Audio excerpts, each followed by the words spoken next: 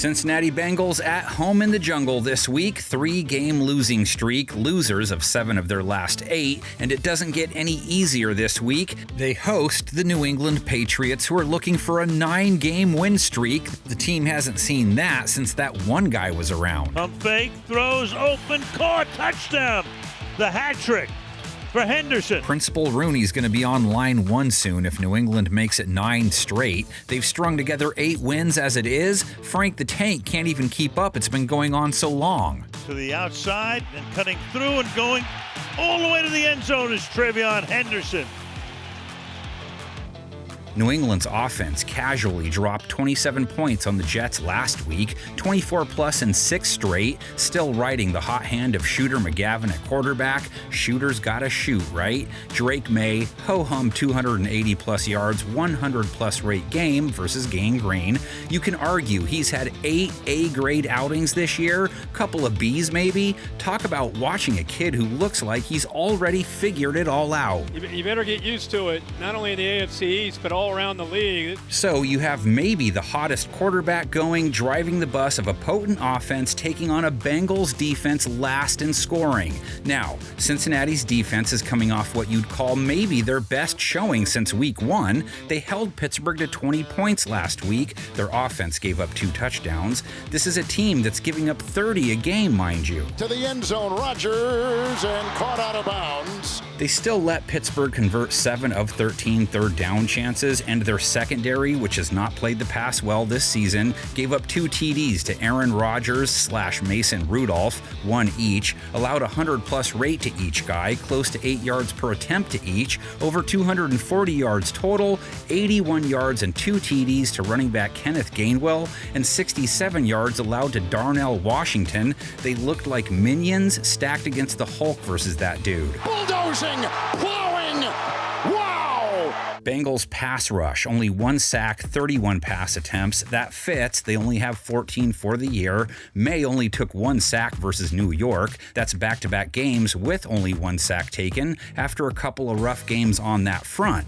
No booty for Drake last week. Aubrey Graham's like, that's a lie. It's not though. Kayshawn missed the game hurt. But speaking of the rap game, baby boy for Cardi and Stephon last week, he must have digged it because he popped off for 100-plus yards versus the Green. Diggs having a big night. Diggs is now over 100 yards. May seems to be getting used to Mac Hollins more week to week. 64 yards a week ago, has donated 50-plus yards to the cause 3 of his last 4. What a year Mac Hollins is having. Coming over from Buffalo. Demario Douglas, 36 yards, 17 to 44, 5 of his last 6 times out. And Hunter Henry, 45 yards versus the Jets, a little more than his season average this year. Here's May on play action, fires, caught.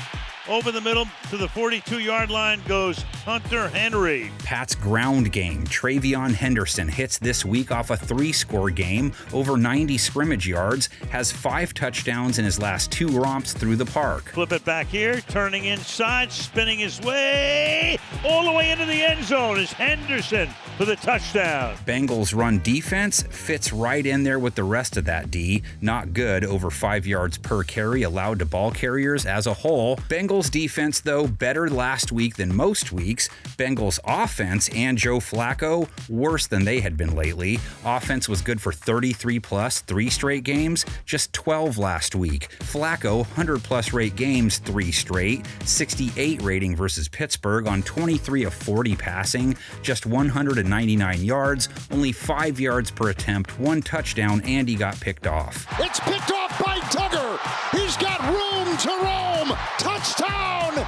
Pick 6! Bengals turned the ball over twice, only made it to the red zone twice. Won't be easy to get back on track versus New England's defense. They gave up a long TD drive and let New York convert a bunch of third downs to start the game last Thursday. Then Mike Vrabel gathered his guys and reminded them, you know that's the Jets we're playing, right? Pretty much locked it up after. Now top 5 in scoring for 2025 after holding the Jets to 14, only 2 red zone trips allowed. It's dropped by Fields and now it looks like New England has recovered, and indeed they have. Flacco only took 1 sack versus the Steelers and doesn't face what you'd call a fierce pass rush. 2 sacks last week, 27 pass attempts. Patriots have 24 for the year, so better than 2 a game at least. Fields under pressure, down he's going to go, setting up a 4th down. New England's secondary comes off a game that saw them hold Justin Fields to 116 yards and 81 rating. So what gives, guys? Those are good numbers for him lately. No, it was a solid day of work for their DBs, held all of New York's pass catchers under 50 yards. To the end zone and knocked down. Gonzalez is right there. Cincinnati's WR room a little more talented than New York's, but Jamar Chase was targeted 10 times week 11, just 30 yards. T. Higgins scored, led them with 63, only Bengal with 37-plus yards. Caught by Higgins.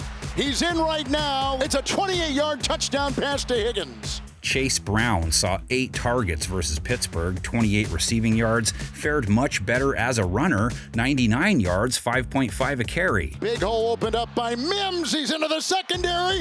They can't even tear him down. Brown's played well lately, averaging 4.7 or better in 4 of his last 5 now. New England did struggle to contain Fields when he ran. He is fast. Flacco is not. They held Breece Hall to a respectable 4.1 a carry, still a defense holding runners under 4 a carry for the year. 1-yard pickup there for Hall. These two played last year. Week 1, Pats, with what was considered a big upset, took them the very first time they met in 1968. Well, the Boston Patriots took them anyway. Boston virtually exploded against the Bengals. Ironically, Cincinnati's expansion team fielded fewer rookies than Boston's long-established squad. They would have been better off fielding no one at all. The defense stopped the Bengals far short of success.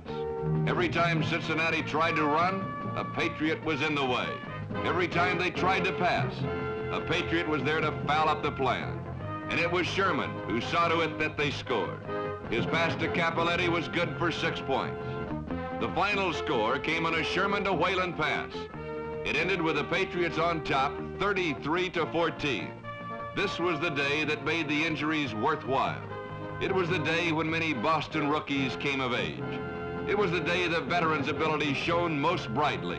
It was indeed a day when the face of the Patriots showed signs of a dramatic change.